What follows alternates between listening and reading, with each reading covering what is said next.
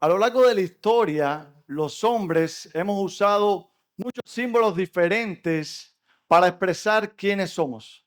Por ejemplo, si ustedes ven a alguien que usa una ropa en la cual encuentras el símbolo de la Cruz Roja, inmediatamente tú puedes definir que esa persona o es médico o es enfermero y que pertenece al sector de la salud. Pero nosotros los cristianos no nos hemos quedado atrás en usar símbolos para demostrar lo que somos. A través del tiempo, los cristianos han usado emblemas, sellos como una cruz, una Biblia abierta, han usado el símbolo de un pececito para en alguna medida mostrarle a otros lo que ellos son. Aún en nuestros tiempos con la tecnología, nosotros los creyentes ponemos fondos de pantalla en nuestros teléfonos con frases, con imágenes cristianas. Algunos ponen en las puertas de sus casas logos, frases cristianas que indican que los que viven en ese hogar son cristianos y otros como yo. En ocasiones usamos alguna prenda de vestir con algún versículo bíblico que nos ayude en alguna medida a mostrarle a otros que somos creyentes. Por supuesto, no hay nada de malo de esto si el deseo de tu corazón a través de estos símbolos que puedes usar es mostrarle a otros que, aunque estás en este mundo, no eres de este mundo. Pero hermanos míos, yo creo que existe un símbolo que expresa muchísimo mejor lo que tú y yo somos y de quién somos. Existe un símbolo que no es una cruz, no es un pececito, no es un pullover con una frase que expresa a este mundo quiénes somos y de quién somos. Por supuesto, este símbolo no es de nuestra inventiva, no vino de nuestras mentes. Se trata más bien de un símbolo universal, un símbolo que debe estar, prevalecer y hacerse visible en nosotros hasta que Cristo regrese. Pero ¿cuál es ese símbolo? ¿Cuál es ese símbolo que debe estar en el pueblo de Dios y que muestra al mundo que somos creyentes, que somos hijos de Dios? Cuando vemos nuestra mirada al texto que acabamos de leer, esa imagen, ese símbolo sale a relucir. Quizás algunos ya lo descubrieron, quizás otros aún no lo han descubierto, pero para que todos estemos en sintonía, quiero decirte que ese símbolo no es otro que el amor. Es el amor entre hermanos, el símbolo distintivo, la marca reluciente que brilla a los ojos del mundo y que dice de manera clara y contundente que tú y yo somos creyentes, que tú y yo somos hijos de Dios. Por eso, mis hermanos, el deseo de mi corazón esta mañana, este símbolo en nosotros brille cada vez más. Y para eso quiero que lo pulan a través de esta sencilla verdad. Si amas a tus hermanos, ten la seguridad que eres hijo de Dios. Si amas a tus hermanos, ten la seguridad que eres hijo de Dios. Pero sobre el tema del amor se ha hablado mucho. Como yo sé que sobre el tema del amor se han hecho muchas películas, se han escrito muchos libros, yo quiero, y es el deseo de mi corazón, enseñarte lo que es amar a tus hermanos. Por supuesto, no me voy a basar en las filosofías de este mundo, no me voy a basar en la psicología contemporánea, sino que me voy a basar en la palabra de Dios, particularmente en el texto que acabamos de leer. Y es por eso que en los versos del 11 al 15 estaremos viendo lo que no es amar a mis hermanos. Todos aquellos de ustedes que se han leído la carta de Juan, quizás una de las cosas que les sobresale cuando leen la carta de Juan es que Juan parece ser muy repetitivo. Juan aborda un tema, deja ese tema aparentemente y de repente cuando estamos leyendo la carta de Juan, vemos que Juan vuelve a tomar ese tema, lo vuelve a abordar. Pero lo que Juan hace es, cuando toma un tema, lo retoma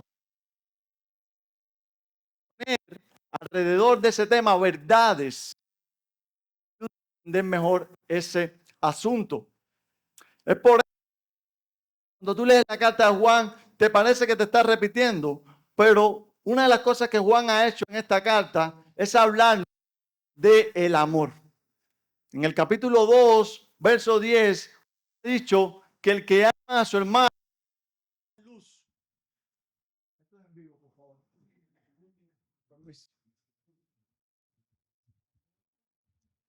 ¿Me oyen ahora? ¿Se me oye? Perfecto. Seguimos. Volvemos de nuevo a la carta de Juan, ¿ok? No se me desconcentre. En la carta de Juan, uno de los temas que Juan aborda o sobre el que más habla es acerca del amor cristiano. En el capítulo 2, verso 10, Juan ha dicho que el que ama a su hermano está en luz. Pero si nosotros vamos al capítulo 1, versículo 5, Juan dice, este es el mensaje que hemos oído de él y os anunciamos, que Dios es luz. Por tanto, el que ama a su hermano permanece en luz. O en otras palabras, el que ama a su hermano permanece en Dios. Es de Dios. Pero en el capítulo 3, verso 10, Juan dice que el que no ama a su hermano, ¿qué pasa? No es de Dios.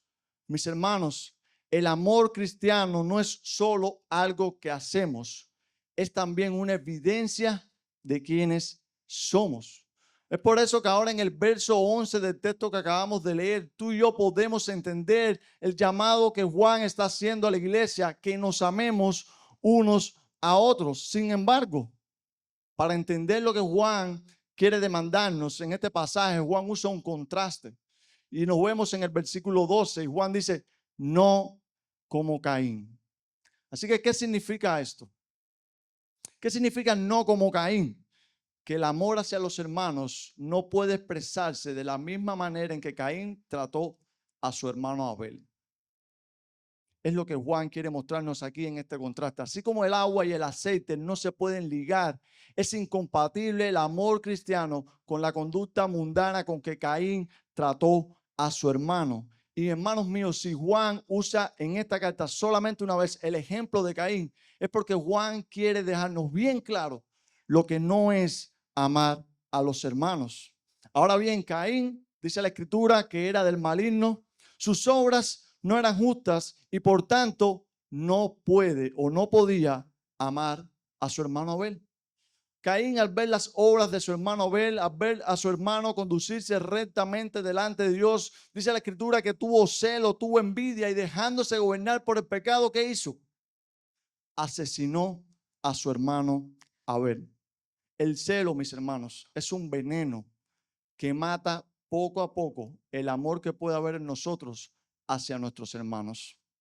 Y la envidia tiene la gran capacidad de destruir la influencia que puede haber en nuestros corazones del amor hacia nuestros hermanos. En otras palabras, el celo y la envidia se pueden albergar en nuestros corazones y llevarnos a no sentir amor por nuestros hermanos. Es por eso, iglesia, que debemos cuidarnos de la sutil influencia que pueden hacer el celo y la envidia y llevarnos a no amar a nuestros hermanos. Hace muchos años, cuando era un crío, escuché una historia ficticia, por supuesto, que me llamó la atención. Y es una historia se llamaba La rana que canta en el lago. No sé si alguno de ustedes la ha escuchado, así que voy a contárselas. Esta rana salía todas las noches y se subía en una piedra que había a la orilla de un lago y comenzaba a cantar. El canto de la rana era hermoso, llamativo, y hacía que por la noche los animales que vivían alrededor del lago vinieran a escuchar a la rana cantar. Y esto era consecutivo todas las noches, pero un día apareció una pequeña luciérnaga. Así que caída la noche ese día, la luciérnaga estaba a una orilla del lago volando y brillando, mientras la rana estaba a la otra orilla cantando. Pero esa noche pasó algo extraordinario. Los animales no fueron a oír a la rana cantar. Los animales fueron a ver aquel pequeño insecto, cómo volaba tranquilamente y brillaba. Así que un día la rana, obstinada porque ya no iban los animales a oírla a ella cantar, fue y cazó a la luciérnaga y le puso la pata arriba para matarla. Y la luciérnaga la miró y le dijo, ¿por qué me haces esto? Y la rana fríamente le dijo, porque brillas. Si el brillo de las obras justas de tus hermanos, cuando muestran amor a otros, cuando proceden rectamente delante de Dios, produce celo y envidia en ti, ten cuidado, porque tu corazón está siendo infectado por estos pecados. Si el excelente y brillante servicio que tus hermanos brindan al pueblo de Dios no te anima a ti a exhortarlos y también animarlos a ellos a que sigan haciéndolo así, ten cuidado porque el amor que deben haber en ti hacia ellos ha menguado. Esconder celo y envidia en nuestros corazones mientras hipócritamente le decimos a nuestros hermanos que los amamos, es una expresión de lo que no es amar a los hermanos. Por eso quiero preguntarte, ¿qué sientes cuando un hermano hace algo mejor que tú? ¿Qué sientes cuando un hermano toca un instrumento o canta mejor que tú? ¿Qué sientes cuando un hermano tiene la capacidad de evangelizar mejor que tú? ¿O qué sientes cuando un hermano tiene la capacidad de enseñar mejor que tú? Iglesia, no se trata de quién lo hace mejor o peor. No se trata de eso, se trata de servir a la iglesia y que mi amor por mis hermanos me mueva a animarlos a ellos a que sigan haciéndolo fielmente, aun cuando yo no pueda hacerlo tan bien como ellos. De eso se trata, iglesia. Así se expresa el amor. Ahora bien, Juan quería que los hermanos a quienes les estaba escribiendo esta carta se fijaran bien el ejemplo negativo de Caín. Y cómo ese ejemplo es una evidencia de lo que no es amarnos unos a otros. Caín aborreció a su hermano. ¿Y por qué lo hizo? Dicen las escrituras, porque era del maligno, porque sus obras eran malas. En este mundo, tú sabes, lo que abundan son los Caín. Y cuando la iglesia se esfuerza en amarse unos a otros, una de las reacciones que puede esperar de este mundo es el aborrecimiento. El aborrecimiento es una conducta del mundo, de aquellos que están bajo el poder del maligno, y no debe ser una conducta dentro del pueblo de Dios. Pero quiero darte una mala noticia y estoy obligado a dártela. Sabes, los cristianos no estamos exentos de la influencia de este pecado. Los cristianos no estamos exentos de la influencia del aborrecimiento. El aborrecer a otros es una expresión tangible de lo que significa no amar a mis hermanos. Y como dice el pasaje en el verso 15, y si Juan lo dice porque Juan lo quiere resaltar, quien aborrece a su hermano es porque ¿qué? Porque no lo ama. Y Juan está hablando en el círculo de la iglesia. Juan ha dicho que el mundo nos puede aborrecer, pero ahora Juan está diciendo, si tú aborreces a tu hermano, ojo, hermanos míos, Juan está hablando en la iglesia y está dando por sentado que el aborrecimiento puede florecer dentro de nosotros. El que aborrece a su hermano es porque no lo ama, y quien no lo ama es porque no tiene vida. ¿Y quiénes son los que no tienen vida a la luz de este pasaje? Los que no permanecen en Dios. Son todos aquellos que, dejándose dominar por las influencias de su pecado, por la corrupción que hay en sus corazones, obran mal en contra de otras personas. Pero el que ama a su hermano puede tener la seguridad de que es hijo de Dios. Una de las principales pruebas de que un hombre ha nacido de nuevo, una de las principales pruebas de que hemos pasado de muerte a vida, es que nosotros amemos a nuestros hermanos en la congregación. Pero el corazón es perverso y engañoso. Saben, cuando tú y yo leemos Génesis capítulo 4, nosotros vemos que ahí se nos narra que Abel iba a traer su ofrenda delante de Dios. Pero Caín también. En Génesis capítulo 4 se nos muestra que estos dos hermanos iban juntos a adorar a Dios con sus ofrendas. Y luego, ¿qué hizo Caín? Aborreció a su hermano y lo mató. Tú puedes estar en esa misma condición.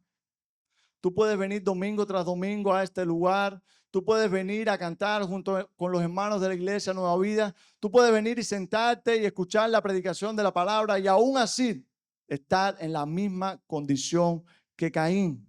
Caín, aunque aparentó adorar a Dios, no era de Dios. Y si tú estás en esa condición, yo quiero decir que tu condición no es irremediable. ¿Ok? Tu condición es pésima, es terrible, te conduce a la condenación, te aleja de Dios, pero tu condición no es irremediable. Tu aborrecer a otros, tu odiar a otros, tener celos, son pecados que te alejan de Dios. Y todos los que estamos aquí en algún momento hemos aborrecido, todos los que estamos aquí hemos tenido celos, todos los que estamos aquí hemos sentido envidia en algún momento, pero todo aquel que arrepentido en su corazón cree en Cristo como su Señor y Salvador, tiene vida eterna. ¿Quieres salir de esa terrible condición? Como decimos en buen cubano, ¿quieres salir del saco en el que estaba Caín? ¿Quieres salir de la condenación eterna? Ven a Cristo. Ven a Cristo en arrepentimiento y fe y cree en Él como tu Señor y Salvador y serás salvo. Pero para nosotros, iglesia, para los que ya hemos creído en Cristo, recordemos que el aborrecimiento es sinónimo de no amar a otros. Las personas que no son de Dios, las personas que no le conocen, aborrecen por cualquier cosa y sin causa. Esas personas están vacías. Dios no está en ellos ni ellos en Dios. Cuando el amor de Dios está ausente en el corazón de una persona, el aborrecimiento y sus consecuencias negativas llenan ese vacío. Por eso, iglesia, cuidémonos de este terrible sentimiento. Cuidémonos del aborrecimiento. Mostremos la vida que Dios nos ha dado amándonos unos a otros, pasando por alto la ofensa, olvidando el agravio. Eso es lo que agrada a Dios y así es como se expresa el amor entre hermanos. El cristiano que viva de esta manera, amando a sus hermanos, glorifica a Dios, porque el amor que sentimos por nuestros hermanos es realmente una expresión de agradecimiento a Dios por el don de la vida que nos ha dado. Y si esa vida eterna se nos ha dado, si tú has creído en Cristo y ya disfrutas de esa vida eterna, quiero decirte que esa vida eterna está dada para que mientras estés sobre esta tierra, ames a tus hermanos. Y es por eso que en los versos del 16 al 18 estaremos viendo lo que sí es amar a mis hermanos. Juan ha dejado el ejemplo negativo de Caín. Juan ha mostrado que el pecado tiene la capacidad de desplazar nuestro amor y llenarlo de envidia, de celo, de rencor, de aborrecimiento. Pero el cristiano no sigue el ejemplo de Caín. El cristiano sigue el ejemplo de Cristo. El cristiano mira hacia su Señor y dice, como tú lo hiciste, como tú amaste a tu pueblo, así tengo yo también que amarlos. Es por eso que ahora en el verso 16 Juan nos dice, en esto hemos conocido, ¿qué cosa? El amor. Y Juan está hablando de un conocer que traspasa la esfera del saber.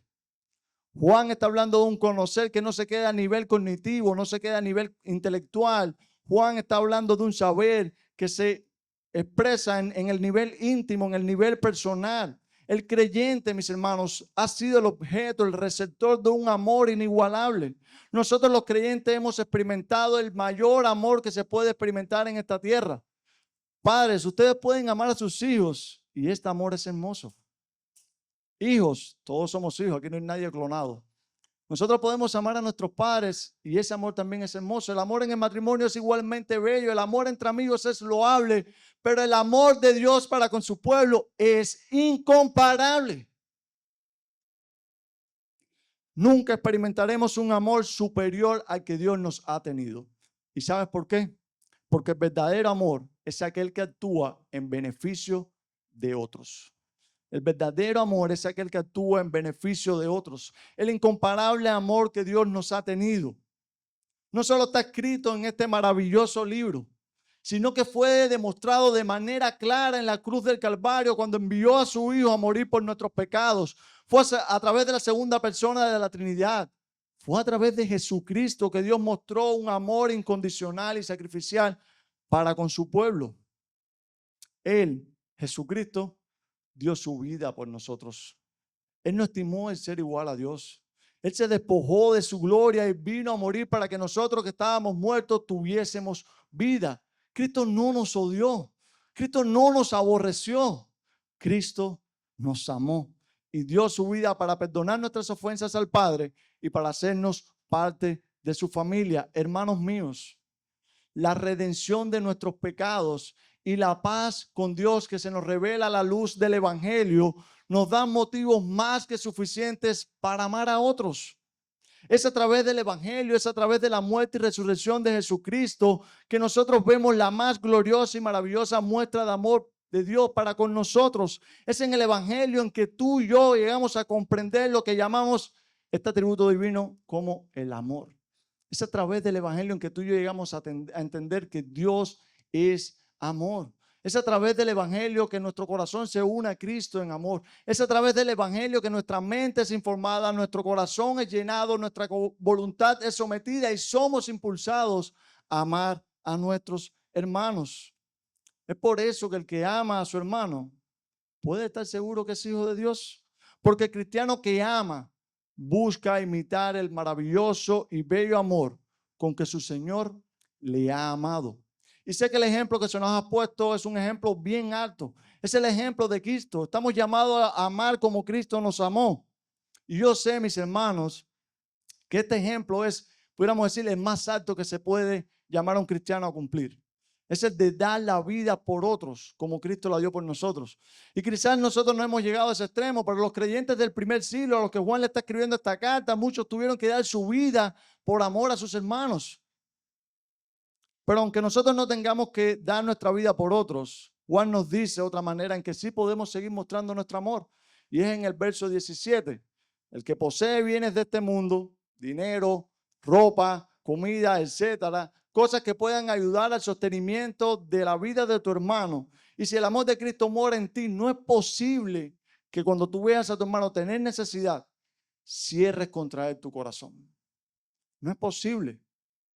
La prueba irrefutable, la evidencia verdadera de que en ti y en mí mora el amor de Jesucristo, no consiste en decir que amamos a los hermanos, sino en una constante disposición de ayudar y de dar en hechos y en verdad. Hermanos míos, el amor solo brota, el amor solo crece, el amor solo florece, el amor solo da fruto en un terreno donde se le permita dar. ¿Y sabes por qué el amor solo crece en un terreno donde se le permita dar? Porque la esencia del amor es un dar con sacrificio. Y si tienes duda de lo que te estoy diciendo, mira a la cruz de Cristo. Mira lo que fue dar una vida por nosotros. Mira lo que es un ejemplo de amor sacrificial. Por eso estamos poniendo nosotros como iglesia en práctica el llamado a amarnos unos a otros. En estos días tuve la oportunidad de salir con otro hermano a hacer unas visitas. Y llegamos a casa de un hermano y amablemente nos invitó a pasar. Nos llevó a la cocina de su casa, nos brindó café, nos dio tostadas. Y mientras hablábamos con él allí, nos llamó la atención que él estaba ahí picando tostadas y poniendo en el horno. Y nosotros seguíamos hablando con él y él seguía ahí hablando con nosotros y fajado ahí. Sabemos que el pan está duro y fajado con el pan y haciendo las tostadas, pero nos llamó la atención que ya tenía en la mesa como 3 o 4 habas bien llenas de tostadas. Así que le preguntamos al hermano, ¿está guardando para el ciclón? El hermano nos dijo, no, estas tostadas son para regalárselas a otros hermanos. Las acciones en muchas ocasiones hablan más alto, más fuerte y más claro que muchas palabras. Y en el amor cristiano, los hechos hablan más claro que las palabras. Hermanos míos, estamos preocupándonos y ocupándonos de los necesitados de nuestra congregación. Estamos procurando suplir las necesidades de nuestros hermanos según nuestras posibilidades. Estamos orando por los hermanos necesitados de nuestra congregación. ¿Sabes? Yo creo que en alguna medida sí. Personalmente puedo dar testimonio de que esta iglesia ama. De que esta iglesia se ha preocupado por mí por familia, y por mi familia. Pero yo creo que casi todos ustedes están de acuerdo conmigo.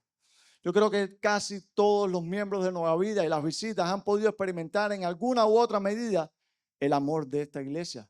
Lo que es el amarnos entre hermanos. Pero hermanos míos, debemos abundar aún más y más en esto. Debemos abundar y esforzarnos en amar más a nuestros hermanos, en servir más a nuestros hermanos, en orar más por nuestros hermanos, en ayudar más a nuestros hermanos. Que al final del día, que al final de la semana, que al final del mes, que al final del año tú puedas ir delante de tu Dios y decirle gracias, Padre, porque me permitiste obedecerte en este mandato de amar a mis hermanos. Pero maestros de nueva vida, pastores de nueva vida, el llamado que se nos ha hecho es un llamado bien alto. Se nos ha llamado a predicar a Cristo, pero también a encarnar a Cristo. El que predica, el enseñar, el mostrar las verdades de las Escrituras sin compasión o sin evidencia de amor a esos a que se las mostramos, es un sacrificio no agradable a los ojos de Dios. ¿Cómo podemos declarar las verdades del Evangelio a otros si primero no las hemos vivido nosotros? ¿Cómo podemos, pastores y maestros de Nueva Vida, decirle a otros que deben hacer esto o aquello a la luz de las Escrituras si primero no lo hemos hecho nosotros? Tenemos que ser ejemplos del amor que se nos manda a practicar en este pasaje. Pastores y maestros, hermanos de Nueva Vida, no seremos ejemplos perfectos, pero sí se tiene que ver en nosotros un deseo de sacrificarnos por el bien de otros. El amor cristiano va mucho más allá de decir que voy a hacer esto o aquello por mi hermano. ¿Sabes? El amor que se expresa a través de la lengua casi siempre es enemigo del amor que se expresa en hechos y en verdad. El amor que es en hechos y en verdad es el amor que actúa en beneficio de mis hermanos de manera real y de manera práctica. Pero a pesar de que nosotros podemos buscar amar a nuestros hermanos y quererlo practicar, yo sé que el pecado muchas veces nos estorba. No me he olvidado de él.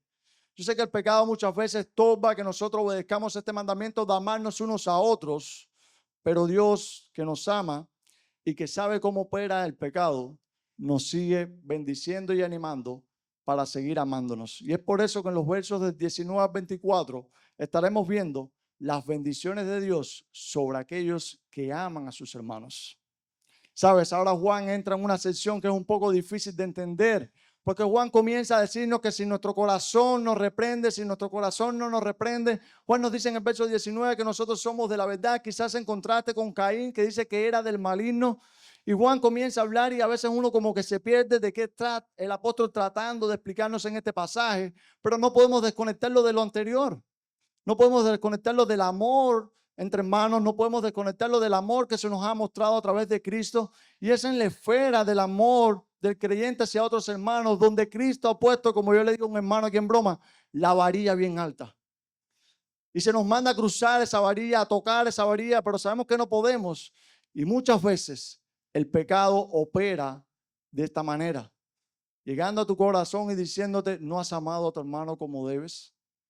O cuando tú expresas tu amor, te dice, no diste todo lo que podías dar. O viene y te reprende y te dice, no oraste todo lo posible por tu hermano.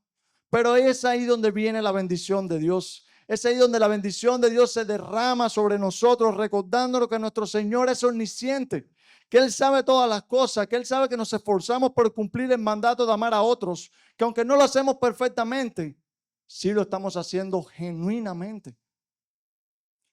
Hermanos míos, si has buscado de manera genuina amar a tus hermanos y te has involucrado en actos prácticos de amor a otros, si has mostrado el amor a otros en hecho y en verdad, no dejes que sentimientos de culpa como no lo hiciste todo lo que podías, o no diste todo lo que tenías, o no oraste todo lo que debías, te aflijan. No te lo permitas, sino más bien fortalécete en el Dios omnisciente, en el Dios que sabe todas las cosas, en el Dios que sabe los motivos de tu corazón, en el Dios que sabe que aunque no pudiste amar a tu hermano perfectamente, sí trataste de hacerlo genuinamente. Pero cuando la voz del pecado cae en nosotros es silenciada, como dice el verso 21 de este pasaje, entonces tenemos una mayor confianza para ir delante de nuestro Dios en oración. Entonces comenzamos a disfrutar de otra bendición de Dios. Y esta bendición es que Dios responde nuestras oraciones. ¿Sabes? Cuando tú y yo oramos conforme a la voluntad de Dios, nuestras oraciones son respondidas. No porque lo merecemos, sino más bien porque dice el pasaje que obedecemos a Dios a la luz de sus mandamientos y hacemos lo que es agradable delante de Él. Por tanto, cuando un cristiano se involucra de manera activa e intencional en amar a otros y logra una mayor confianza delante de Dios, entonces está capacitado para hacer lo que Dios le ordena. ¿Y qué es lo que Dios ordena en el verso 23? Una vida de total confianza en el nombre de Jesucristo y un ferviente amarnos unos a otros. Es la fe, mis hermanos, y el amor están ligados estrechamente. El que guarda los mandamientos de Dios es aquel que está en Dios, y esta es la bendición, la tercera bendición, está en Él por su Espíritu Santo. Por eso, hermanos míos, procuremos agradecer al Señor que produce en nosotros el querer como el hacer. Recordemos que el Señor es quien nos mueve para amarnos unos a otros. Por eso agradezcamos cuando nos esforzamos en amar, pero también sigamos orando al Señor. Y quiero decirte algo por lo cual yo te digo que puedes orar y que Dios te lo va a cumplir. Y no porque lo digo yo, sino porque la palabra de Dios lo dice.